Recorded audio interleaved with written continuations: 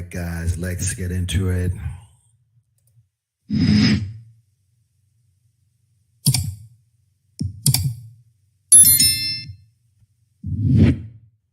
Yeah, I usually don't.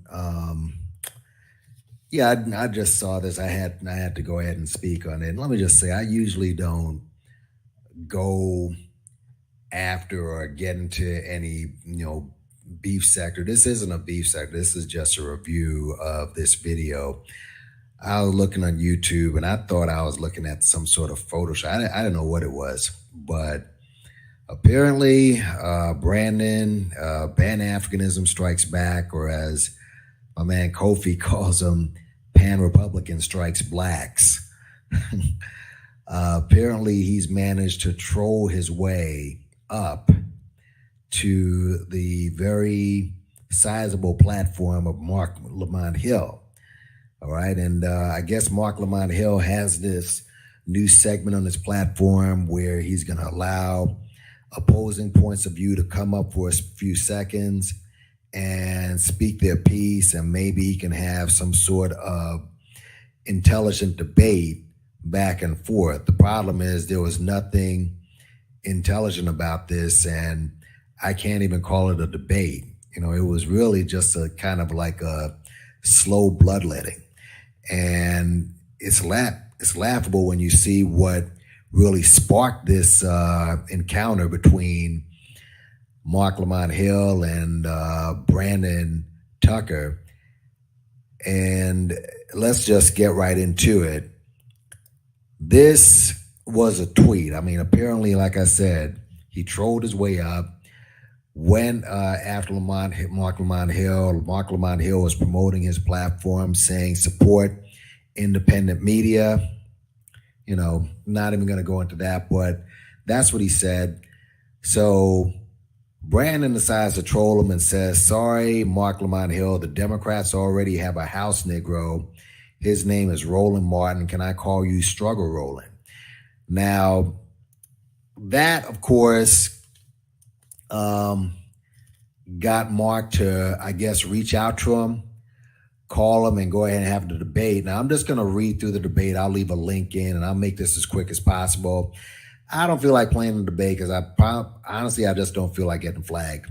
For some reason, I get flagged a lot lately. Apparently, on YouTube, you can drop N-bombs and B-bombs and all types of stuff on YouTube. But if you say something wrong or your vocabulary is off, then they'll put you in detention for a week or so. So whatever. But basically, the conversation started with Mark Lamont Hill asking him why he would tweet what he tweeted, to which Brandon said, well, you fell out with Democrats, and the Democrats support the military industrial complex.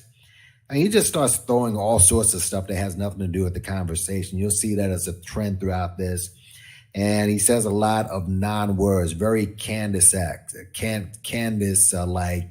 where he said the military industrial complex, whoever, blah, blah, blah, to which Mark Lamont Hill had to correct him, right, with receipts. And he brought out the slides and everything. So it was just, that's what I mean. It sounded ugly real quick, but said that he didn't even vote for Obama. Remember, this was 2008 when black people thought, and this is when Jesus came. And if you weren't voting for Obama, if you didn't say nice things about him, then you were just the enemy if you were black.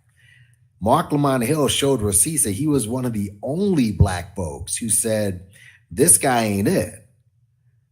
And he hasn't voted. Turned out Mark Lamont Hill hasn't voted Democrats in over 25 years. They've even wrote a whole article. He brought that receipt out as well, that he's actually with the Green Party. And so Brandon responds, well, the Green Party and the Democrats are all the same, which is not true, right? Which is not true. This is just a black maggot who just attacks anything that isn't MAGA. Was a theme throughout this. So Mark Lamont Hill showed that he wasn't a Democrat.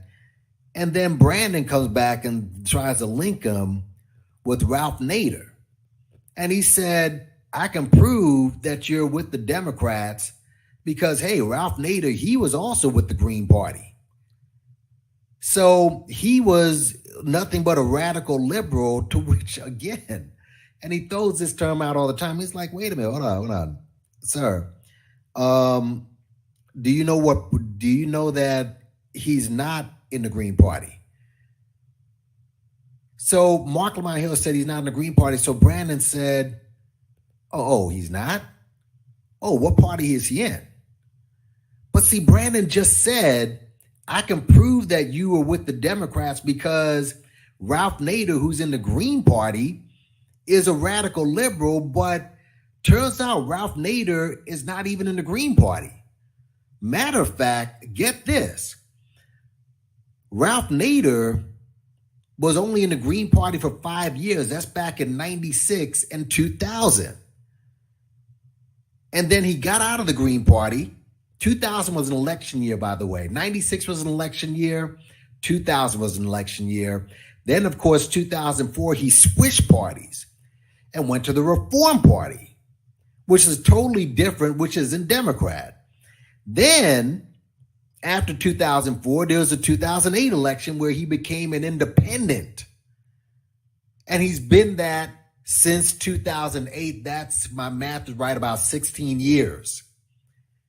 But Brandon tried to use him as an example as to why he's Mark Lamont Hill's with the Democrats, when the fact is Ralph Nader hasn't been in the Green Party for over 24 years. So he just came completely unprepared. So then he brought up again the Democrats support the military industrial complex again. We're talking about just he's just throwing things out there. And he kept Mark Lamont Hill kept saying, give me an example. Give me an example. Give me an example. All right. Which he couldn't give any examples because he admittedly did no research on the Green Party or on Mark Lamont Hill at all. Then after asking him, after exasperation of Mark Lamont Hill saying, give me an example, Brandon says, oh, when I hear Green Party, it's the same as Democrat, it's the same as independent, it's all the same. Here's the comical thing. Larry Elder's an independent. Candace Owens is considered as an independent. She's the person who says, oh, I'm against all parties. So why would you, if you're so against that term, why are you so linked to Larry Elder? We know why. So then Mark Lamont Hill, of course, let me just make sure I have my notes here. He went back to the original point, the original Democratic argument, right? And then all of a sudden, Brandon decides to switch it up and said, forget about the Democrats. But as you see from the tweet, that's what sparked this whole debate.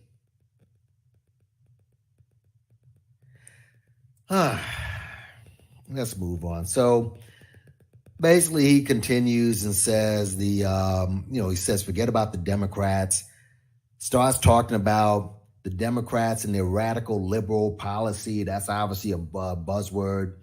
And then he goes into what he is. So Brandon says that he's a Pan Africanist, right? He says he focuses mostly on Black people, right? But he lauds whites for their Americanism while touting his own Americanism. So you're a Pan Africanist that focuses on Black people, but lauds your own Americanism and your love for American whites. Another contradiction. All right. And then he says, as Black people, we're in a crucial stage in our country. Most Pan-Africanists don't give a shit about what happens to this country. They're thinking about going back, eventually going to Africa and repatriating there. They could give a shit if America crumbles. Maybe I'm thinking about, maybe there's a different type of Pan Africanism I'm thinking of here. Maybe there's been another definition over the years. Most Pan Africanists I see, they're looking at going over to the continent and claiming roots there. And so Mark Lamont Hill, baffled by all of this, he's just like, okay, this is kind of weird. He asks a simple question, which is a great question. What Republicans support Pan Africanism? In other words, who out of the MAGA army?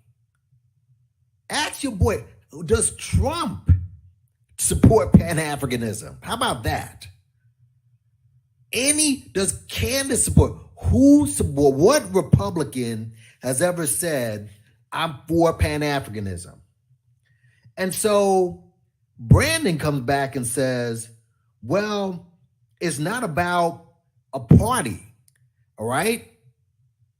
It's about policy. Now, anyone who knows anything about white supremacy takes both sides of the coin. Whether it's Republican, whether it's Democrat, it doesn't matter. They're both two wings in the same dirty bird. But I would think that Democrats are more amenable to Pan-Africanism than Republicans.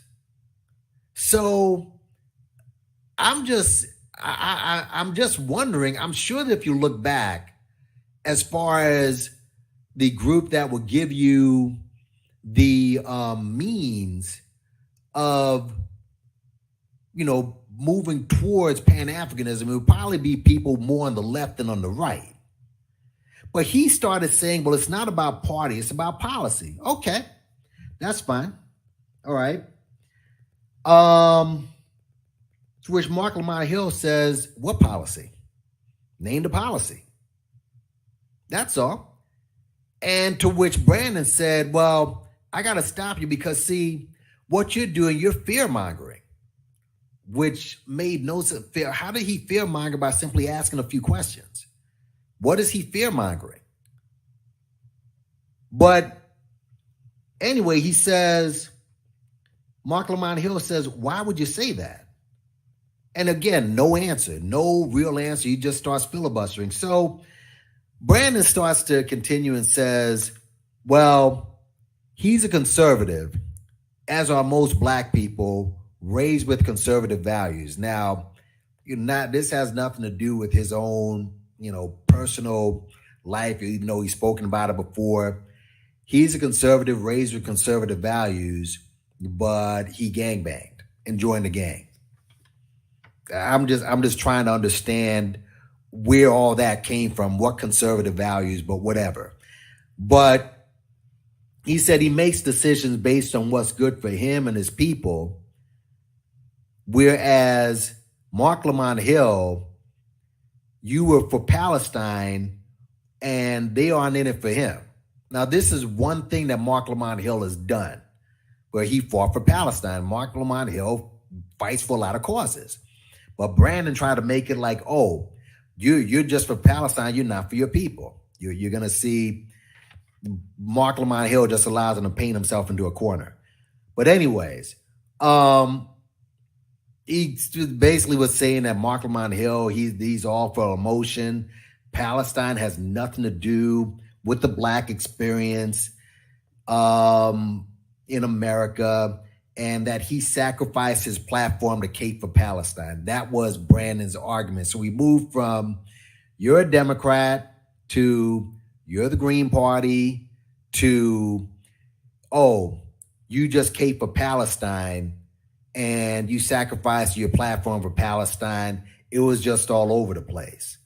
All right. Now, mind you, Mark Lamont Hill, regardless of what you say about him, and there's a lot of things to criticize him about, All right. I remember when he said that men get periods and, you know, the LGBT stuff, that some of that stuff is just way over the top. But the man does, at the end of the day, fight for black people. All right. But he's trying to say, oh, well, all you did was cape for Palestine. He's cape for black people on many occasions. But anyways, Brandon then switched it up and said, black people, now get this, black Americans, because we're fucked up politically, all the issues of that black America, because of black Americans, issues on all America is because black Americans voted for Joe Biden. 80-something% of blacks voted for Joe Biden. Understand, there's more white people in the country than black folks. Who cares if 80% of black folks voted for Joe Biden? Who gives a shit? Most people who voted for Joe Biden are white, just like most of the people who voted for Obama are white.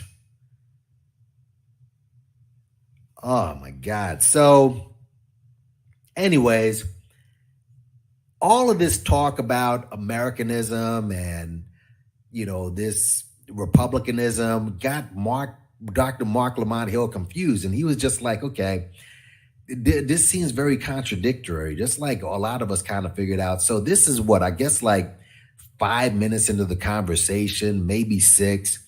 So Mark Lamont Hill asks the very obvious question based on the rhetoric he was receiving. He said to Brandon, define Pan Africanism. To which Brandon says, obviously, you're able to come together, get black people to come together politically, spiritually, economically, many argue, right? A collective progressive of black people across the globe. Okay, this is what I mean when I say he's like basically allowing this dude to hang himself. Now, first of all, if you're going to define something, there's a absolute definition, all right? To come together politically, spiritually, maybe economically, all right? I mean, anytime I hear black Pan-Africanists, economics always comes into play. So that's his definition, I guess, collective progress, to which Mark Lamont Hill then asked him, all right, that, you know, you're criticizing him for not focusing on blacks in America. But based on the definition he just gave for Pan-Africanism as a global focus on blacks, gee, isn't that a contradiction? Like, you came on the platform, first you went from Democrat, then you went to Green Party, then you said, oh, well, you threw away your platform for Palestinians and blah, blah, blah. But then he asked you for the definition of your Pan-Africanism that you claim to be, but the definition you gave was a definition that focused globally. But you criticize him for focusing globally. Isn't that a contradiction? To which he just didn't, he had no answer for that. And as far as him and what he does for black Americans here, Mark Lamont Hill had to run down his resume. Told him about how he wrote 8 books specifically for black Americans. Told him how he has community education programs specifically for black Americans. Told him about how he organized and does activism specifically for black Americans. Told him about we all know about the political prisoners that he fights for, particularly black Americans. The bookstore that he has opened, particularly for black Americans. Taught at HBCUs, particularly black Americans. He's been on nothing but all black media platforms. Like, God, like he just ran down his whole resume on this dude. He's like, and then he had to ask him, listen, after all this, like, what is it that I'm doing that for Black Americans that isn't sufficient? And so then he had to ask Brandon, who had no answer for that. He said, you're global, because again, Brandon's definition of Pan Africanism was global. So Mark Lamont Hill had to ask him, yo, you're global, you're a Pan Africanist, you don't deal with blacks in Palestine? Did you not know there were blacks in Palestine? Excuse me.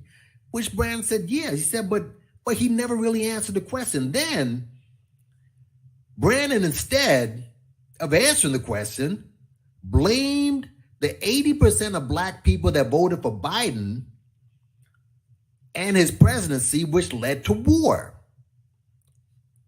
Okay. And he continued to say Black political ignorance. Here, Black Americans' political ignorance is killing America and the rest of the globe.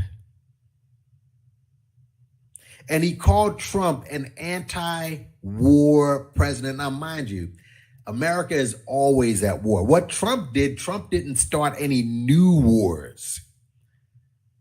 Trump didn't start any new wars like the Bushes did. But wow. To which Mark Lamont Hill had to debunk that.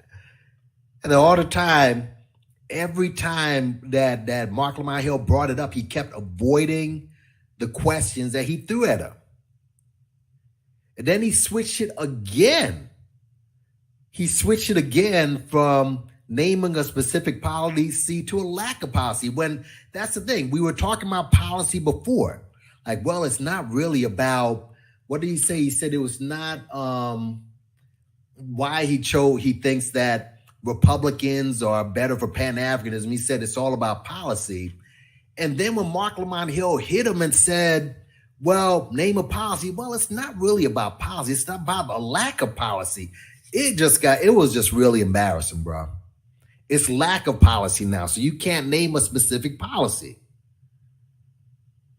Then he accused Mark Lamont Hill of not educating Black people on politics. To which Mark Lamont Hill had to come back and say, well, hold on, bro. I read 2 books about such a thing before you came on this platform and jumped out the window to try to hit me with all your MAGA talking points. Did you read the books? Did you read the books? To which, of course, Brandon had to say no. So why would you say these things and say he didn't teach Black people about politics and he didn't teach about it on his show when all he does is talk about it on his show, and he wrote 2 books on it? So, folks, it was really just embarrassing to watch. It really was. Basically, he accused Mark Lamont Hill of not educating Black people on politics, only for Mark Lamont Hill to inform him of the books that he's written on that subject that Brandon admittedly never freaking read. Look, couple of things that you learn from this. Brandon's a grifter. All right. I mean, it seems that all his talk about Pan-Africanism and going back to Africa to set up shop is just a part of a scheme. I mean, personally, I'm not angry at him because I've already realized that Brandon's true allegiance lies with being a conservative Republican. He's primarily driven by capitalism and will do whatever it takes to make money, even if it means changing his opinions. And shout out to him for changing his platform already to Black Conservatives Strike Back. If he wants to be a capitalist Pan-Africanist, he can go ahead and do that. However, it's contradictory to claim to be a Pan-African, care about this country, say, wow, you're for Blacks, but I'm for Asians and for whites too. Other people don't speak like this. Like, you don't hear Italians say, well, I'm for Italian. You say, I'm for Italians first, but I'm also for the blacks. I'm also for Asians. No, obviously they prioritize their own people while recognizing the humanity of others, but it's for their people, therefore. So this guy's stance of being both Pan Africanism and pro-America seems like nothing more than a grift. And Dr. Mark Lamont Hill exposed this in less than 10 minutes, confirming what many of us in these YouTube streets have noticed over time. Some of us took a couple years to see it, but while others realized it right away, but they didn't want to speak up because Brandon was saying things we agreed with. Obviously, criticized Dane Calloway's buffoonery and Tariq, of course. And look, I agreed with him on certain aspects of entertainment and pop culture, certain athletes, Ja Morant, Will Smith, Kyrie, I get it. Overall, though, the rhetoric and his worldview is problematic.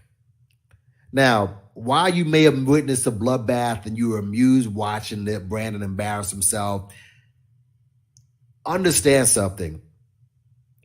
I've kind of watched social media for a while, and while I've seen how trolls operate, from your standpoint, you may have seen embarrassment.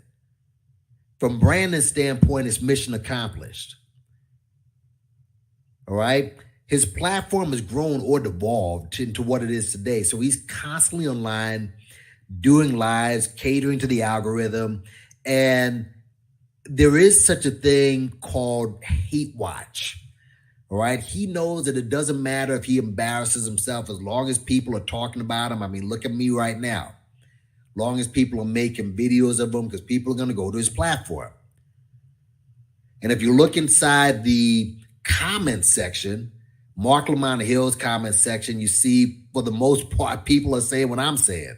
And even under his own comment section, because he made a video after that, and they're saying the same thing. It doesn't matter. It doesn't matter. As a troll, he doesn't mind looking stupid or losing debates. It's all about getting the hits. It's all about getting views. It's all about getting talked about. And the goal was to come unprepared to a scholarly platform just to go viral, stir up conversation, and here we are talking about it. But there's also another lesson here that most of us need to see. On social media, we're on YouTube. Some of us, we're not, we're basically confined to our little platforms. You get 50 people in your 100 people in your chat. You think that you're balling or that you're an expert at what you're doing. Meanwhile, these guys that you watch on TV, the Roland Martins, the Joy Reids, the Don Lemons, the Mark Lamont Hills, you disagree with them, but you think that for some reason you can take them, not understanding. You got to tread lightly. All right? You don't understand, at the end of the day, these guys are professional communicators. They're professional propagandists. They're trained in verbal jujitsu. If you come in blindly, if you come in mumbling like this dude did, you're going to end up making a fool of yourself. You got to respect your opponent. And instead of coming in with emotion like he clearly did, you don't come with facts, you don't come with logic, and you end up getting smacked up. For example, I have made it clear on this platform that I do not like or fuck with Boyce Watkins. But just because I don't like him doesn't mean I'm going to confidently jump out the window and debate him on finance, at least without no research, just come with emotion. I can talk about how much of a lowlife he is and how much of a clout chaser he is, or how he's thrown out his doctorate degrees with both hands to clout chase and follow clowns like Tariq Nasheed and Jay Morrison just for the sake of coolness. I can talk about his lack of leadership skills, but there are certain things I wouldn't confidently jump to him with without any preparation. And so Brandon decided to run headfirst into a buzzsaw, no preparation, no facts, didn't know what, I couldn't even define the Green Party. He didn't even read up on that. Knew nothing about his politics, and you just came off unread. So like I said, I don't like attacking other YouTubers, but this dude deserved to get smacked up the way he did. And he can think whatever he wants that, oh, well, I didn't do it. Nah, you didn't. You got slammed.